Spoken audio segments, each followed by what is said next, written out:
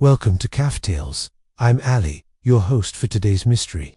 We're joining Miss Marple today in the village of St. Mary Mead, where beneath the peaceful facade of English country life, dark secrets and old resentments are about to surface. Before we begin, I would love to know where in the world you are tuning in from today.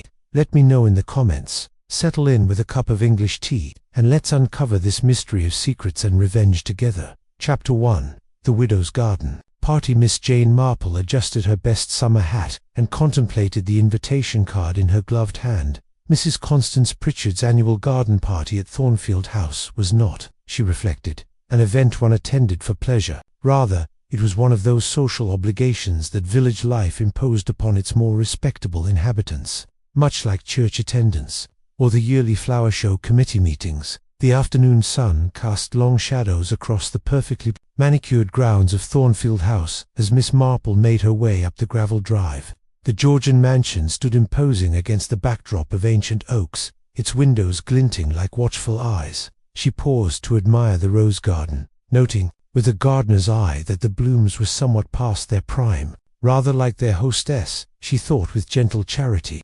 "Miss Marple, how delightful to see you." She turned to find Miss Hartwell approaching, her thin face creased with what appeared to be genuine pleasure.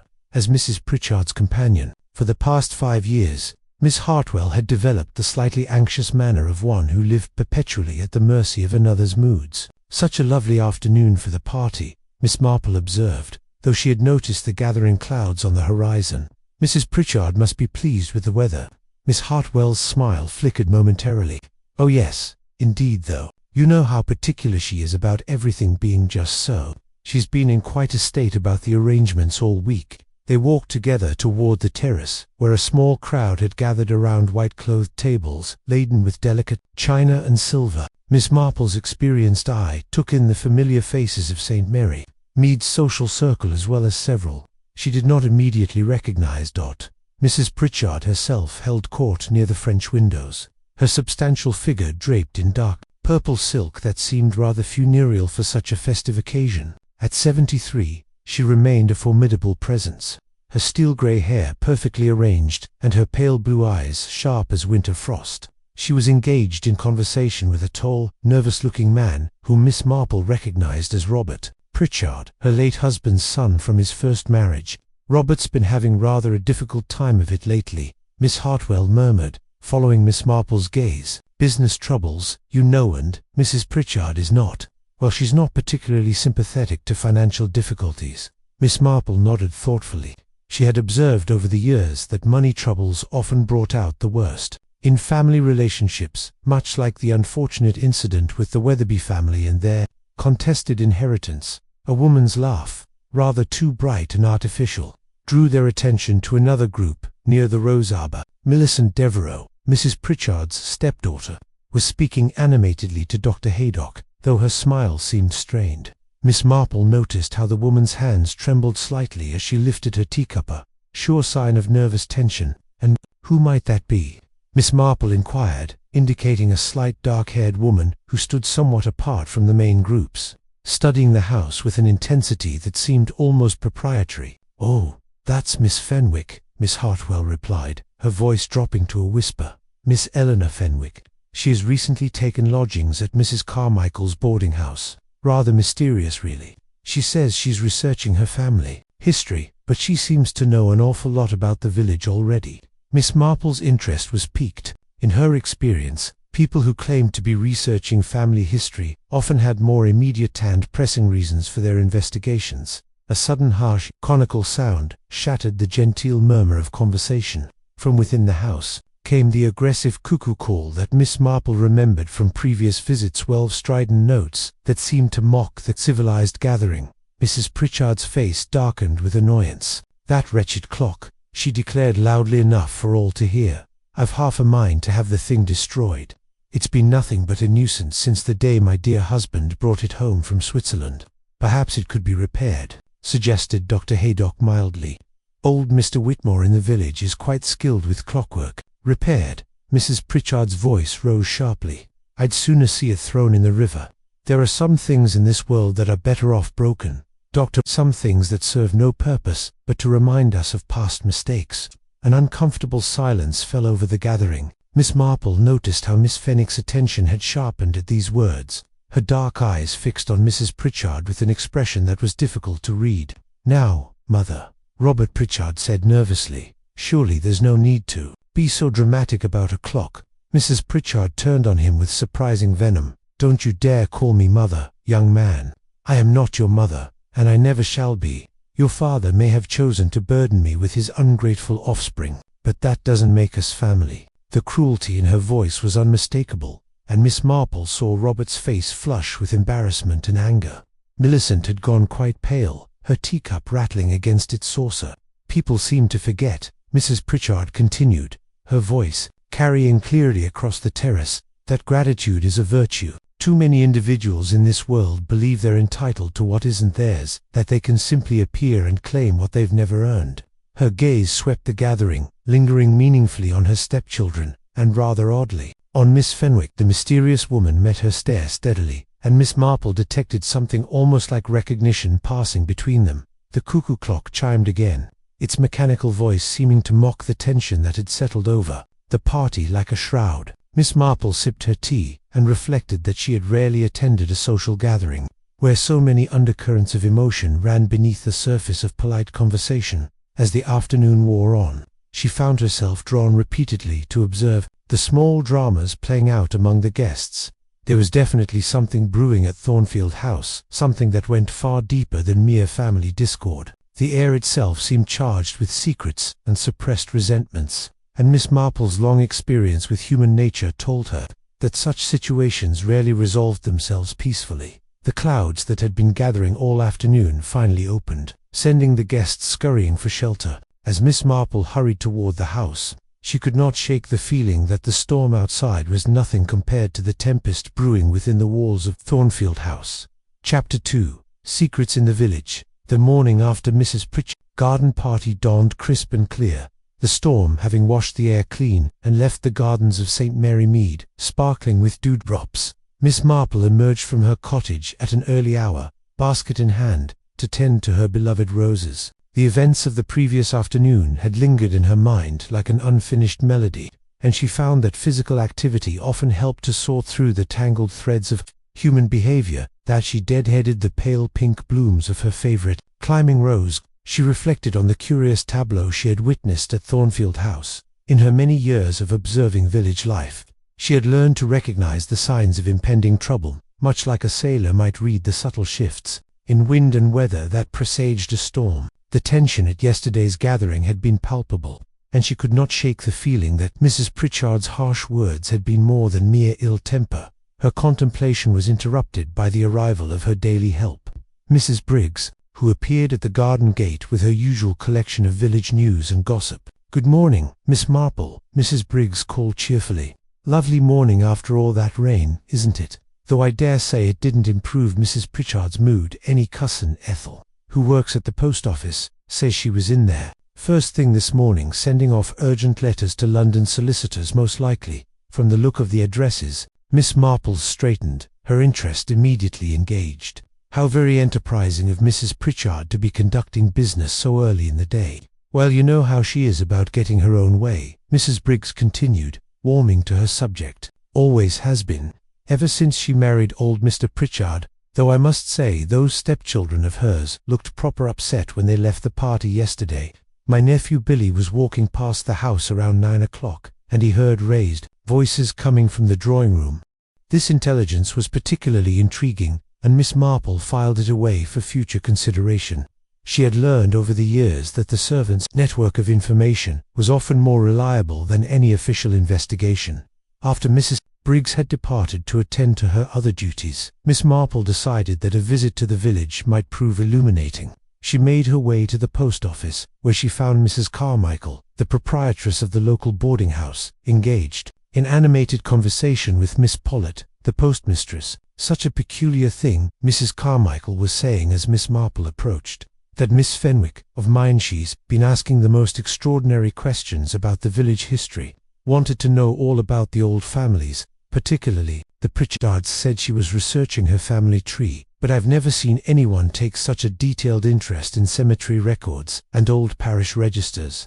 Miss Pollitt nodded knowingly. She was in here just yesterday asking about mail delivery to Thornfield House. Wanted to know if Mrs. Pritchard received much correspondence from abroad. Rather an odd question for a casual acquaintance to ask, don't you think? Miss Marple purchased her stamps and listened with the practiced ear of one who understood that village gossip often contained kernels of important truth. The picture of Miss Fenwick that was emerging was increasingly intriguing. A woman who professed to be a stranger to the village, but who seemed remarkably well informed about local affairs. Her next stop was the greengrocer's, where she encountered Dr. Haydock selecting vegetables for his lunch. The good doctor looked rather more serious than usual, and Miss Marple suspected that his professional duties had brought him some cause for concern. "Good morning, doctor," she said pleasantly. "I do hope you're not finding too many of your patients suffering from the effects of yesterday's weather." Dr. Haydock glanced around to ensure they were not overheard before responding. "Actually, Miss Marple, I'm rather worried about Mrs. Pritchard. She sent for me this morning, complaining of chest pains and difficulty sleeping. When I examined her, I found her pulse rather irregular, and she seemed unusually agitated." "I'm sorry to hear that," Miss Marple replied with genuine concern. "She did seem rather overwrought at the party yesterday." "Indeed," the doctor continued. "She kept going on about family troubles and old grievances mentioned, something about people who think they can waltz back into one's life and claim what isn't theirs. Rather dramatic language, even for Mrs. Pritchard." Miss Marple nodded thoughtfully. The doctor's words echoed the hostile sentiments expressed at the garden party, and she began to suspect that Mrs. Pritchard's troubles went deeper than mere family discord. After completing her shopping, Miss Marple decided to call upon her dear friend Mrs. Bantry at Gossington Hall. She found Dolly Bantry in her morning room, engaged in the thankless task of arranging flowers that had been somewhat battered by the previous evening's storm. "Jane, how lovely to see you," Mrs. Bantry exclaimed, setting aside her set. "I was just thinking about yesterday's party. What a dreadful atmosphere there was. Poor Mrs. Pritchard seemed quite beside herself. It was rather uncomfortable." Miss Marple agreed, settling into the comfortable chintz armchair that had become her customary seat during these visits. "I couldn't help but notice how upset the family appeared to be." "Oh, my dear, you've heard about the financial difficulties, haven't you?" Mrs. Bantry lowered her voice. "Robert Pritchard has been gambling rather heavily from what I understand. Lost quite a substantial sum at some club in London. And as for poor Millicent, her husband's medical bills are mounting dreadfully. The nursing home fees alone are quite ruinous." Miss Marple absorbed this information with interest. Financial desperation had been the motive for many a family tragedy, as she well knew from her years of observing human nature. "And what do you make of the mysterious Miss Fenwick?" she inquired. Mrs. Bantry's expression grew thoughtful. "Rather an odd creature, isn't she? She seems to know a great deal about the village for someone who's only recently arrived. Yesterday she was asking me about the old days when the Pritchards were more prominent in local society. Wanted to know about Mr. Pritchard's first wife, and whether there had been any other children in the family." "How very curious," Miss Marple observed. "One would think that sort of information would be readily available from official records." "That's exactly what I thought," Mrs. Bantry agreed. "But when I mentioned the parish registers, she became quite evasive, said she preferred to hear about the family from people who had actually known them." Miss Marple sipped her tea and reflected on this latest piece of the puzzle. In her experience, people who avoided official records often had compelling reasons for doing so. The image of Miss Fenwick was becoming increasingly complex, and she began to suspect that the woman's interest in the Pritchard family history was far from academic. As she walked home through the village lanes, Miss Marple found herself thinking about the patterns of human behavior that she had observed over the years. There was something about the dynamic at Thornfield House that reminded her of other family situations she had encountered, situations where long-buried secrets and old resentments had eventually erupted into violence. The afternoon sun was beginning to slant through the trees as she reached her cottage, and she paused to deadhead a few more roses before going inside. As she worked, she reflected on the various threads of information she had gathered during her morning's excursion. Separately, each piece of gossip might seem insignificant, but together they formed a pattern that made her increasingly uneasy. Had learned to trust her instincts about such matters, and her instincts told her that trouble was brewing at Thornfield House. Trouble that might well prove more serious than mere family discord. Chapter 3. The Cuckoo's Warning. The third day following, Mrs. Pritchard's garden party began much like any other in St. Mary Mead, with the gentle sounds of village life filtering through Miss Marple's open windows. She had risen early, as was her custom, and after attending to her correspondence over breakfast, decided that a walk to the church would provide both spiritual refreshment and an opportunity to observe the daily rhythms of village life. The morning air was particularly crisp, carrying with it the scent of late summer roses and the faint smell of wood smoke from cottage chimneys. Miss Marple made her way along the familiar path that wound between the ancient yew trees, her steps unhurried but purposeful. She had always found that the churchyard provided an excellent vantage point for observing the comings and goings of the village, and this morning proved no exception. As she approached the lych gate, she became aware of raised voices coming from the shadow of the church wall. Instinctively, she paused behind a particularly substantial yew tree, not from any desire to eavesdrop, but rather from the natural caution that comes with age and experience.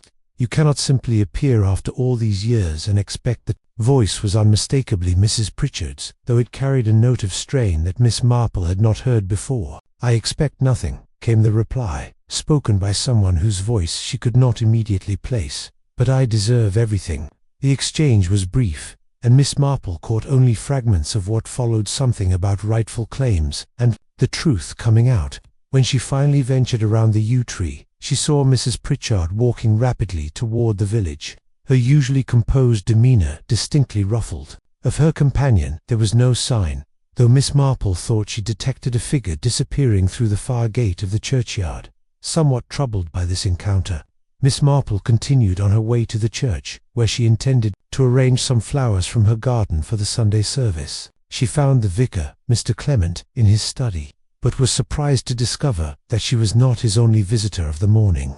"Ah, Miss Marple," the vicar said, rising from his desk where he had been examining a large leather-bound volume. "How delightful to see you. I was just showing Miss Fenwick some of our historical records. She's been most interested in tracing the local families." Miss Fenwick looked up from the parish register she had been studying, and Miss Marple noted that the woman appeared somewhat flustered at the interruption. "Good morning, Miss Marple," she said with a smile that seemed forced. "I hope you don't mind my taking up so much of Mr. Clement's valuable time."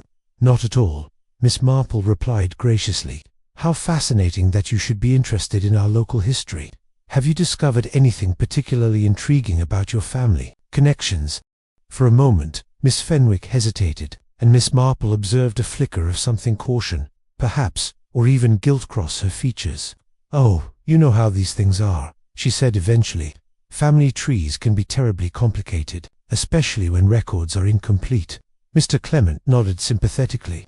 "Indeed, Miss Fenwick has been particularly interested in the Pritchard family genealogy. Apparently, she believes there may be some connection through her maternal line." This intelligence was most illuminating, and Miss Marple filed it away for future consideration. After Miss Fenwick had departed with profuse thanks for the vicar's assistance, Miss Marple lingered to arrange her flowers and to engage Mr. Clement in what appeared to be casual conversation about the village's older families. Later that morning, Miss Marple found herself in the village high street, where she encountered Mr. Whitmore emerging from his small clock repair shop. The elderly craftsman had been tending to the timepieces of St. Mary Mead for more than 40 years, and his expertise was sought after throughout the county. "Good morning, Mr. Whitmore," she greeted him warmly. "I do hope business is prospering."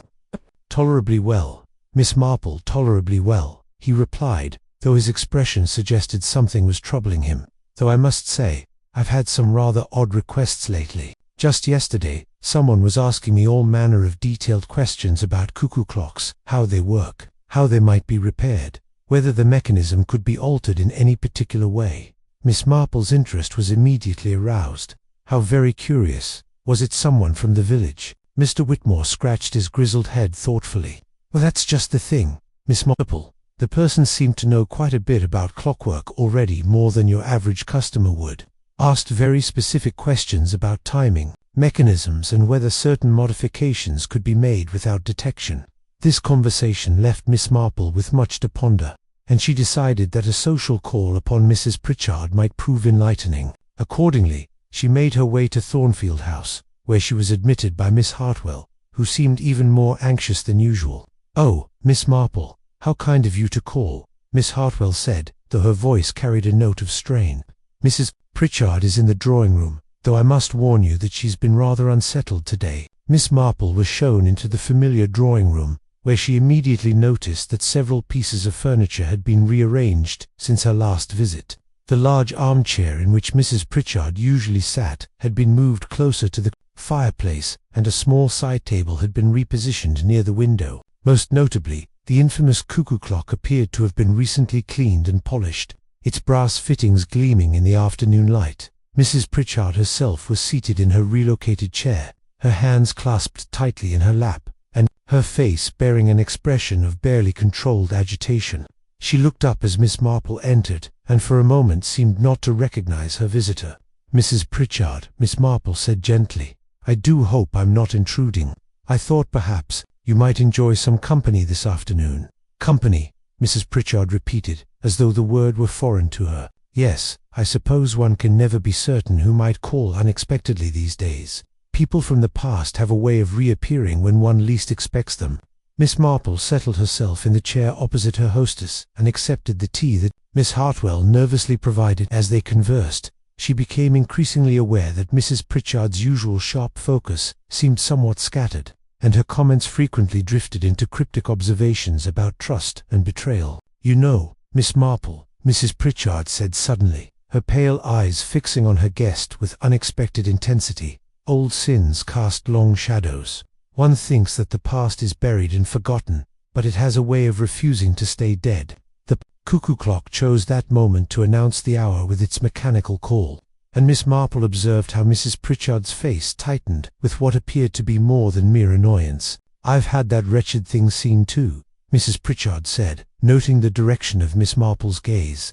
"Someone suggested that proper maintenance might improve its behavior, though I rather doubt anything can cure its fundamental malevolence." As Miss Marple prepared to take her leave, she reflected on the strange undercurrents that seemed to be flowing through the peaceful village of St. Mary, Mead. The morning's encounters had left her with the distinct impression that forces were at work beneath the surface of ordinary village life, forces that might well prove more dangerous than anyone suspected. The air itself seemed charged with secrets and suppressed resentments, and Miss Marple's long experience with human nature told her that such situations rarely resolved themselves peacefully. Chapter 4. Death in the Drawing Room. The tranquil morning of Thursday, September 15th, was shattered by Miss Hartwell's piercing scream echoing across the grounds of Thornfield House. It was precisely 8 o'clock when the sound reached the ears of Mrs. Jenkins, who was hanging washing in the garden of the adjoining cottage, and she would later testify to the exact time with the certainty of one whose life revolved around domestic routine. Miss Marple, who had been deadheading her late roses in preparation for autumn, heard the cry carried on the still morning air, and felt the familiar chill of premonition that she had learned to trust over the years. Without hesitation, she gathered her gardening gloves and made her way with surprising speed toward Thornfield House. She arrived to find Miss Hartwell standing in the front hall, her face chalk white and her hands trembling uncontrollably.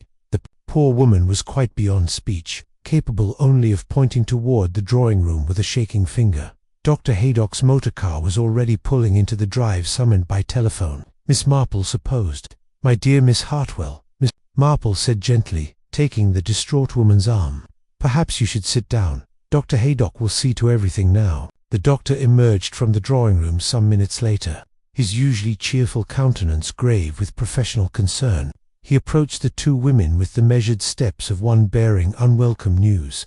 "I'm afraid Mrs. Pritchard has passed away," he announced quietly. "It appears to have been quite peaceful heart failure, from all appearances. She was found in her chair with a book in her lap, as though she had simply fallen asleep while reading." Miss Hartwell's sob echoed through the hall, and Miss Marple guided her to a chair, while Dr. Haydock attended to the necessary formalities. It was not until some time later, when the initial shock had subsided and the official procedures were underway, that Miss Marple found an opportunity to observe the scene of Mrs. Pritchard's death. The drawing room presented a picture of serene domesticity. Mrs. Pritchard sat in her favorite armchair, her reading spectacles still perched on her nose and a volume of poetry open in her lap. Her expression was one of complete tranquility, as though death had come as a gentle friend rather than an unwelcome visitor. Yet something about the scene struck Miss Marple as not quite right, though she could not immediately identify the source of her unease. She moved slowly around the room, her experienced eye taking in every detail with the thoroughness that had served her well in past observations of human behavior. The armchair, she noticed, was positioned differently than it had been during her visit just 2 days earlier. It had been moved several feet closer to the window, though she could not immediately discern any reason for this alteration. The small side table that usually held Mrs. Pritchard's reading materials had also been repositioned, now standing at an awkward angle that seemed to serve no practical purpose. Most curious of all was the cuckoo clock, which hung silent and motionless on the wall. Miss Marple distinctly remembered hearing it chime during her recent visit, yet now its mechanism appeared to have ceased functioning entirely. The hands were frozen at 20 minutes to 12, and no amount of gentle examination revealed any obvious cause for its sudden failure. As she moved closer to Mrs. Pritchard's chair, Miss Marple became aware of a faint, sweet odor that seemed oddly out of place in the familiar room. It was subtle, almost imperceptible, but it reminded her of something she could not quite place a scent that seemed to hint at bitter almonds. Though there were no such items visible in the room, Dr. Haydock completed his examination and arranged for the removal of Mrs. Pritchard's body, while Miss Hartwell, somewhat recovered from her initial shock, began the melancholy task of notifying the family. The stepchildren arrived within hours, Robert appearing haggard and nervous, while Millicent seemed genuinely distressed by the news. The funeral arrangements were made with surprising speed, perhaps reflecting Mrs. Pritchard's own preference for efficiency in all matters. The service was scheduled for the following Monday at St. Mary Mead's Parish Church, with the reading of the will to follow on Tuesday at the offices of Messrs. Petton and Associates in the nearby market town. Miss Marple attended the funeral, as did most of the village, for Mrs. Pritchard had been a prominent figure in local society, despite her difficult temperament. The church was filled with a subdued murmur of mourners dressed in appropriate black, and the service proceeded with the solemn dignity befitting such occasions. Mr. Clement delivered a tactful eulogy that managed to speak kindly of Mrs. Pritchard's contributions to village life, while avoiding any reference to her more challenging personal qualities. It was during the final prayer that the incident occurred, which would later prove so significant. As the congregation stood with bowed heads, the silence was suddenly broken by the familiar mechanical sound of a cuckoo clock. 12 clear, strident notes rang out across the church, causing a visible stir among the mourners. The sound seemed to come from nowhere and everywhere at once, and several heads turned in confusion toward the church tower. Though the clock there showed a different time entirely, Miss Marple observed the reactions of those around her with particular interest. Robert Pritchard started visibly at the sound, while Millicent seemed to shrink into herself as though seeking to become invisible.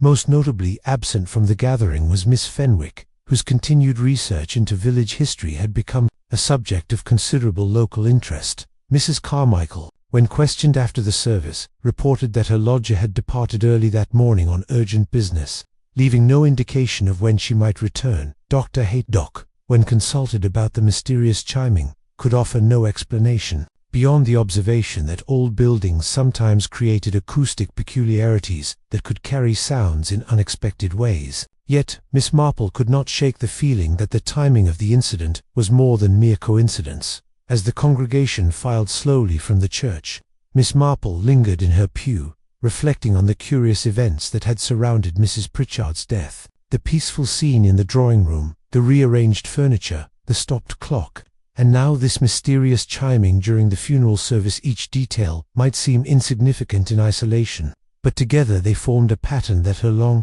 experience with human nature told her was worth careful consideration. The autumn afternoon was drawing to a close as she finally made her way home, and the first evening stars were beginning to appear in the darkening sky. Yet sleep would not come easily that night, for her mind remained occupied with the troubling conviction that Mrs. Pritchard's death had been anything but the peaceful, natural conclusion it appeared to be. Chapter 5. The inspector's doubts. The tranquil aftermath of Mrs. Pritchard's funeral was shattered on Wednesday morning by the arrival of Inspector Slack's official motorcar at Thornfield House. Word travelled swiftly through the village, as such news invariably does, and by midday the entire population of St. Mary Mead was aware that the post-mortem examination had revealed something decidedly unnatural about the widow's death. Miss Marple learned of this development from Dr. Haydock himself, who called upon her shortly after lunch with a troubled expression that spoke volumes about his professional concerns. "I must confess, Miss Marple," he said, accepting the cup of tea she offered with hands that trembled slightly, "that I am deeply disturbed by these findings. The pathologist discovered traces of a plant alkaloid in Mrs. Pritchard's system, quite enough to cause cardiac arrest in someone of her age and constitution." "How very shocking," Miss Marple replied, though her tone suggested that the news came as less of a surprise to her than it might have to others. "And I suppose this means that Inspector Slack will be conducting a thorough investigation." Dr. Haydock nodded grimly. "Indeed he will. The inspector has already begun interviewing the household and family members. I fear it will be a most unpleasant business for all concerned." Miss Marple reflected on this intelligence as she went about her afternoon tasks. The revelation of poison explained much about her unease regarding the scene in Mrs. Pritchard's drawing-room, particularly the curious, sweet scent she had detected. Her long experience with village life had taught her that such methods of murder were often employed by those who possessed both patience and intimate knowledge of their victims' habits. That evening, Miss Hartwell appeared at Miss Marple's cottage, in a state of considerable distress. The poor woman had clearly been weeping, and her usual composed demeanour had given way to nervous agitation. "Oh, Miss Marple," she said, accepting the offered chair gratefully, "I hardly know what to think, or whom to trust. The inspector has been asking such dreadful questions, and I fear I may have said things that will cast suspicion on innocent people." "I'm sure you told the truth as you know it," Miss Marple said gently. "That is all anyone can ask of us in such circumstances." Miss Hartwell dabbed at her eyes with a handkerchief. "The inspector seemed particularly interested when I mentioned that Mrs. Pritchard had been afraid recently. She had confided in me, you see, that she feared someone might wish to harm her. She said that old secrets have a way of demanding payment, and that she had been receiving threatening messages." This revelation was most illuminating, and Miss Marple encouraged Miss Hartwell to continue. She had become quite convinced that someone from her past had returned to settle old scores. Miss Hartwell continued. "She kept saying that people never forget injuries, and that time only makes revenge sweeter to those who nurse grudges." The following day brought the reading of Mrs. Pritchard's will, an event that sent shockwaves through both the family and the village at large. Miss Marple learned the details from Mrs. Bantry, who had encountered Millicent Devereux in the village shortly after the proceedings. "My dear Jane, you simply cannot imagine the scene," Mrs. Bantry reported with barely concealed excitement. "The bulk of the estate, nearly everything, in fact, has been left to someone called Eleanor Fenwick, described in the will as Mrs. Pritchard's beloved niece. The stepchildren received only token amounts, barely enough to cover their immediate debts." Miss Marple absorbed this information with considerable interest. The timing of such a bequest coming so soon after Miss Fenwick's arrival in the village seemed remarkably convenient. "And how did the family react to this news?" she inquired. "Robert was absolutely thunderstruck," Mrs. Bantry continued. "Apparently, he had been counting on the inheritance to settle his gambling debts. Millicent was more controlled, but one could see she was devastated. The nursing home fees for her husband had been mounting terribly. The investigation proceeded with Inspector Slack's characteristic thoroughness, though Miss Marple noted that his methods lacked the subtle understanding of human nature that such cases often required. She learned from various village sources that the inspector had found significant weaknesses in the alibis of both stepchildren. Robert Pritchard claimed to have been at his club in London on the evening of his stepmother's death, but the porter could only confirm his presence until shortly after dinner. The return journey to St. Mary Mead would have been quite possible by the late train, allowing him to reach Thornfield House during the critical hours. Millicent's alibi appeared more substantial, as she had indeed visited her husband at the nursing home that afternoon. However, the staff could not account for her whereabouts during the entire evening, and the facility was only an hour's drive from the village. Most intriguingly, Miss Fenwick remained conspicuously absent from the village, her lodgings at Mrs. Carmichael's standing empty with no indication of when she might return. The solicitors handling the estate reported that they had been unable to contact their primary beneficiary, despite having clear instructions for reaching her.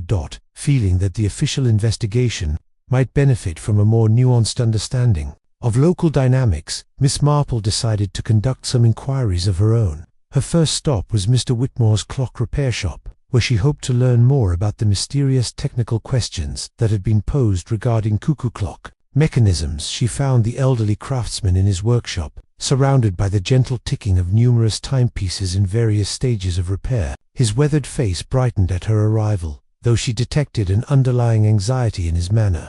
"Miss Marple, how pleasant to see you," he said, setting aside the delicate mechanism he had been examining. "Though I fear these are troubling times for our peaceful village." "Indeed they are, Mr. Whitmore," she agreed. "I've been thinking about our conversation the other day regarding those unusual questions about cuckoo clocks. I wonder if you might recall any additional details about that inquiry." Mr. Whitmore's expression grew thoughtful. "Well, now that you mention it, the person seemed particularly interested in timing mechanisms, specifically whether one could arrange for a clock to release something at a predetermined moment. Rather an odd question when you think about it." "Most peculiar indeed," Miss Marple murmured. "And did this person seem familiar with clockwork in general?" "Oh yes, definitely. Knew far more than the average customer about springs and escapements, and such asked very technical questions about modifying the mechanism without leaving obvious traces of tampering." As Miss Marple walked home through the gathering dusk, she reflected on the implications of Mr. Whitmore's information. The picture that was emerging suggested a methodical and knowledgeable killer, someone who had planned Mrs. Pritchard's death with considerable care and technical expertise. The combination of botanical poison and mechanical precision pointed to a perpetrator of unusual sophistication, someone who understood both the science of murder and the art of misdirection. The pieces of the puzzle were beginning to form a pattern, though the complete picture remained frustratingly elusive. Yet Miss Marple's long experience had taught her that patience and careful observation would eventually reveal the truth, no matter how cleverly it had been concealed. Chapter 6. Village Parallels. Miss Marple's opportunity to share her observations with Inspector Slack came sooner than expected. The inspector, having reached something of an impasse in his official investigation, appeared at her cottage on Friday morning with the slightly desperate air of a man who had exhausted his conventional resources. "Miss Marple," he said, accepting her offer of tea with uncharacteristic humility, "I understand you've been taking an interest in this business at Thornfield House. Dr. Haydock suggested that your local knowledge might prove valuable to the investigation." Miss Marple settled herself in her favorite chair and regarded the inspector with the mild expression that often preceded her most penetrating observations. "It does remind me rather of a case I encountered some years ago in Little Wickham," she began thoughtfully.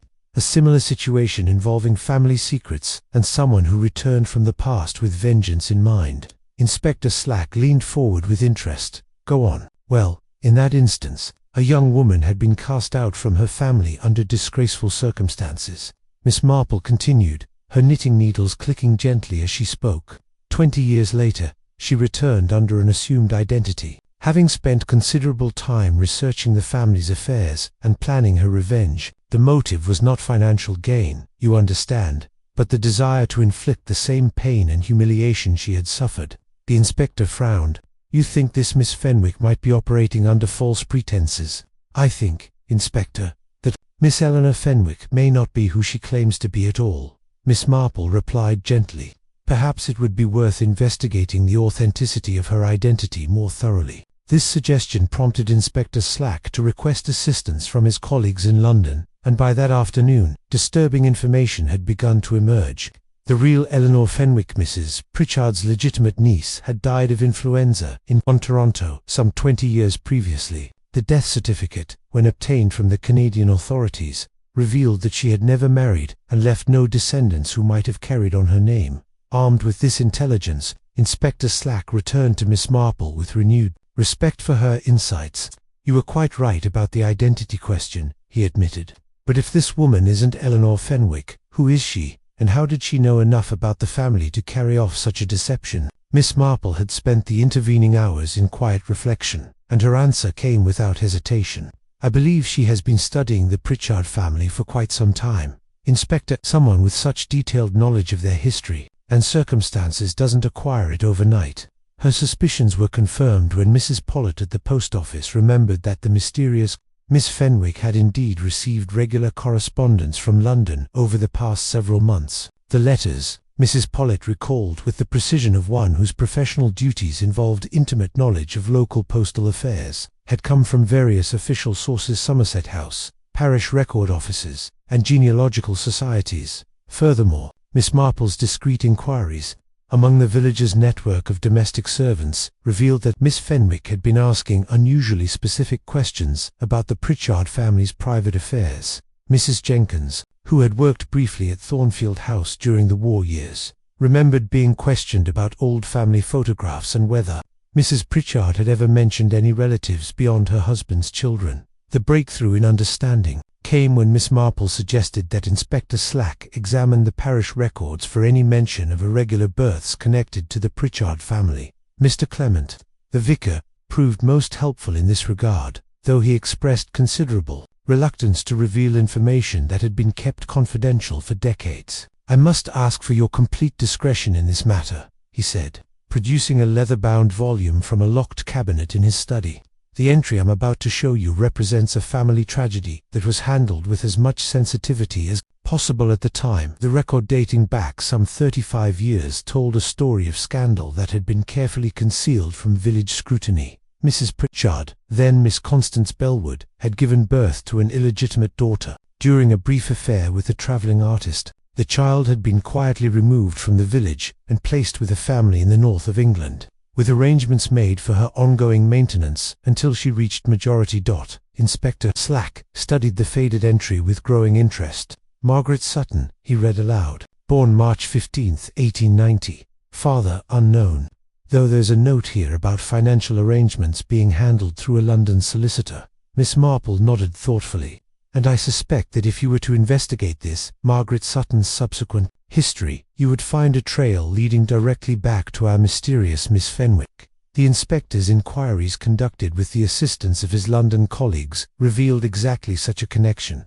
Margaret Sutton had grown up in Yorkshire, under the care of a respectable but modest family. She had received an excellent education, partly funded by the anonymous allowance that had arrived regularly throughout her childhood, and had eventually found employment as a governess and companion to wealthy families. Most significantly, the records showed that she had spent considerable time abroad, including several years in Canada, where she might easily have encountered the genuine Eleanor Fenwick and learned enough about her circumstances to assume her identity after her death. The pattern becomes clear when one understands the motive.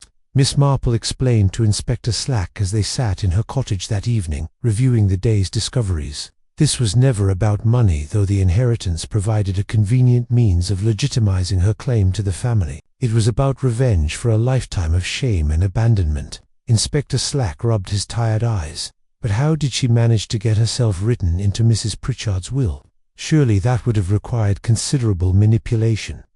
"Consider the psychology involved," Miss Marple replied. Mrs. Pritchard was an elderly woman, increasingly isolated and bitter about her family relationships. The sudden appearance of a charming niece who showed genuine interest in her welfare would have been irresistible, particularly if this niece subtly reminded her of past guilt regarding abandoned family obligations. The inspector was beginning to appreciate the depth of planning that had gone into the crime. So this Margaret Sutton, calling herself Eleanor Fenwick, spent months ingratiating herself with Mrs. Pritchard, while simultaneously learning about the house, the routines, and the famous cuckoo clock. Miss Marple's needles continued their gentle rhythm as she considered the implications. Human nature is remarkably predictable in certain circumstances. Inspector, a woman who had spent her entire life wondering about the mother who abandoned her, would naturally be drawn to seek both understanding and retribution. The tragedy is that revenge so rarely brings the satisfaction one expects. As the evening shadows lengthened across the cottage garden, Miss Marple reflected on the bitter irony of that situation. Mrs. Pritchard's death had been the culmination of a carefully orchestrated plan that had taken years to develop, driven not by greed, but by the deep wounds of a child who had grown up believing herself unwanted and unloved. The mechanical precision of the murder method seemed somehow fitting for a crime that had been executed with such methodical attention to detail. Chapter 7. The mechanism of murder. Saturday morning found Miss Marple in her garden once again, though her attention was focused less on the late autumn blooms than on the intricate puzzle that had been occupying her thoughts. Inspector Slack was expected shortly, and she had spent the early hours of the day carefully organizing her observations into a coherent explanation of how Mrs. Pritchard's murder had been accomplished. When the inspector arrived, accompanied by Dr. Haydock, Miss Marple invited them into her sitting room, where she had prepared a small demonstration, using her own mantelpiece, clock, and several household items. The key to understanding this crime, she began, settling into her customary chair, lies in appreciating the mechanical ingenuity involved. Our murderer possessed not only the motive and opportunity, but also the technical knowledge necessary to convert an ordinary timepiece into an instrument of death. Inspector Slack examined the items Miss Marple had arranged on the table. You mentioned something about the cuckoo clock being used as a weapon. I must confess, I don't quite see how that would be possible. Miss Marple nodded approvingly. Precisely the reaction our killer was counting on, Inspector. The beauty of this method lies in its apparent impossibility. Consider the sequence of events. Mrs. Pritchard is found dead in her chair, apparently having succumbed to heart failure while reading. The cuckoo clock has stopped working, which appears to be merely an unfortunate coincidence. No one thinks to examine the clock mechanism because it seems entirely unrelated to the death. Dr. Haydock leaned forward with professional interest. But how could a clock deliver a fatal dose of poison? By converting the cuckoo's emergence mechanism into a delivery system, Miss Marple explained patiently. You'll recall that someone had been asking Mr. Whitmore detailed questions about clock modifications. Our murderer needed to understand exactly how to alter the mechanism without leaving obvious traces. She gestured toward her demonstration. Materials. The cuckoo mechanism operates on a simple principle. At the appointed time, a spring releases the wooden bird from its housing. With careful modification, this same mechanism could be arranged to release something else entirely. Inspector Slack was beginning to grasp the implications. You mean the poison gas you mentioned? Exactly. The killer had to solve several technical problems: how to store a lethal concentration of gas within the clock housing, how to ensure its release at the proper moment, and how to guarantee that Mrs. Pritchard would be in the correct position to receive a fatal dose. Miss Marple rose and moved to her own mantelpiece clock to illustrate her points. The storage problem was solved by creating a small chamber within the clock housing, easily accomplished by someone with sufficient mechanical knowledge. The timing was controlled by setting the clock to release its contents at a specific hour, when Mrs. Pritchard would predictably be in her chair. Dr. Haydock nodded slowly. That would explain the sweet almond scent you detected.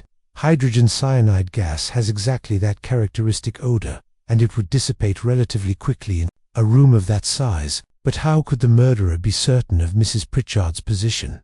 Inspector Slack asked. Surely she might have been anywhere in the house at the crucial moment. Miss Marple's eyes twinkled with the satisfaction of one whose careful observations had revealed their significance. That, Inspector, is where the rearranged furniture becomes crucial. When I visited Thornfield House after Mrs. Pritchard's death, I noticed immediately that her chair had been moved closer to the window, and the side table repositioned at an awkward angle. She paused to allow this information to sink in before continuing. Our killer had studied Mrs. Pritchard's habits very carefully. Every evening at 8, she would settle into her chair to read for precisely 1 hour before retiring. The murderer simply needed to ensure that the chair was positioned within the effective range of the gas when it was released. Inspector Slack was making rapid notes, and the furniture was moved during the killer's last visit to the house. Almost certainly. Miss Fenwick rather. Margaret Sutton had established herself as a welcome visitor who could move freely about the house. A few subtle adjustments to the furniture arrangement, ostensibly to improve the lighting for reading, or some similar domestic concern, would have aroused no suspicion whatever. Dr. Haydock had been considering the medical aspects of the crime. The beauty of this method is its reliability. Hydrogen cyanide is rapidly fatal in sufficient concentration, and the symptoms would closely mimic those of natural heart failure, particularly in an elderly person with existing cardiac issues. Miss Marple nodded gravely. Precisely why this method was chosen. The killer needed Mrs. Pritchard's death to appear natural, at least initially. The poison would be absorbed by the victim's system, but in the absence of suspicious circumstances, a cursory medical examination might well conclude that heart failure was the cause of death. Inspector Slack looked up from his notes. But something went wrong with the mechanism during the funeral service. The clock chimed when it wasn't supposed to. Ah, yes, that was indeed an unintended consequence, Miss Marple agreed. The killer's modifications to the clock mechanism created an instability in its operation. The chiming during the funeral was actually the mechanism attempting to complete its modified cycle. She moved to the window and gazed out at her garden, where the last roses of the season were clinging to their stems despite the advancing cold. I suspect our murderer was as surprised as anyone by that untimely chiming. It was, in fact, the first indication that the clock had been tampered with, though no one recognized it as such at the time. Dr. Haydock was still working through the technical details. The stopped clock at 20 minutes to 12 was that significant? Very much so, Miss Marple replied. The mechanism ceased at the moment of the gas relic unable to continue its normal operation after being modified so extensively. The killer had probably hoped that the clock would continue running normally, making the connection between the timepiece and the murder even less obvious. Inspector Slack gathered his notes and prepared to leave. This gives us a clear picture of how the crime was committed, but we still need to locate Margaret Sutton. She seems to have vanished completely. Miss Marple returned to her chair and picked up her knitting, her needles resuming their gentle rhythm. I rather think, Inspector, that our murderess has not gone as far as you might suppose. Someone who has planned so meticulously for so long would not simply flee without ensuring that her revenge was complete. The afternoon shadows were lengthening, as Miss Marple reflected on the cold precision with which the crime had been executed. The combination of technical expertise and intimate knowledge of the victim's habits spoke of a mind that had spent years perfecting its plans for retribution. The mechanical nature of the murder seemed somehow fitting for a crime born of such calculated hatred, where human emotion had been channeled into the precise workings of springs and gears, transforming a symbol of domestic tranquility into an instrument of death. Chapter 8. The truth revealed. The gathering in Mrs. Pritchard's drawing room on Monday afternoon bore all the hallmarks of one of those peculiar social occasions that village life occasionally demanded. Inspector Slack had, at Miss Marple's gentle suggestion, assembled the principal figures in the case for what he termed a final review of the evidence.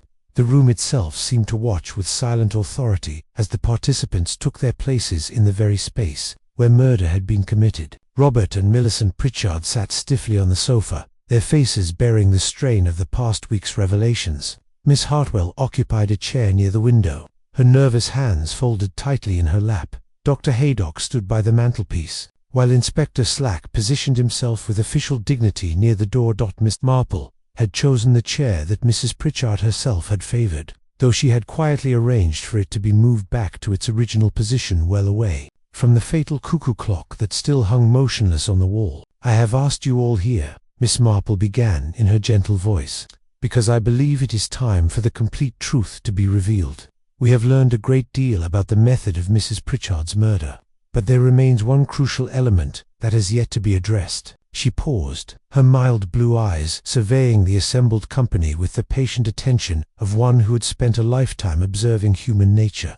"The person responsible for this crime is not, as we initially supposed, a stranger to our village. Indeed, she has been among us for several months, carefully preparing her revenge under an assumed identity." Inspector Slack stepped forward. "Miss Marple, we've established that the real Eleanor Fenwick died years ago in Canada. The woman who used that name has disappeared completely." "Oh, but I don't think she has disappeared at all," Miss Marple replied with quiet certainty. "I believe she has simply resumed her true identity, confident that her plan has succeeded and that she is beyond suspicion." The drawing-room door opened at that moment. Mrs. Carmichael entered, escorting a slight, dark-haired woman whom everyone except Miss Marple seemed surprised to see. "Miss Hartwell," Miss Marple said gently, "or should I say Miss Margaret Sutton?" The woman who had been known to them all as Mrs. Pritchard's devoted companion stood frozen in the doorway, her face cycling through a series of emotions: shock, calculation, and finally a kind of desperate defiance. "I don't know what you mean," she said, but her voice lacked conviction. Miss Marple rose from her chair and moved closer to the woman who had deceived them all so completely. "My dear, I'm afraid the game is quite over. You see, I realized yesterday that we had been looking for Eleanor Fenwick in all the wrong places. The woman who had insinuated herself into this household, who had intimate knowledge of Mrs. Pritchard's habits and access to her daily routine, was not a recent arrival at all." The facade began to crumble as Miss Marple continued her gentle exposition. You'd been planning this revenge for years, hadn't you?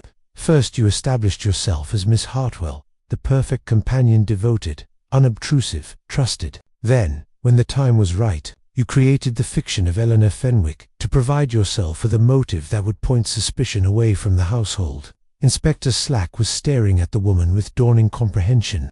You mean she's been here all along, playing both parts? Indeed, Miss Marple confirmed. It was quite ingenious, really.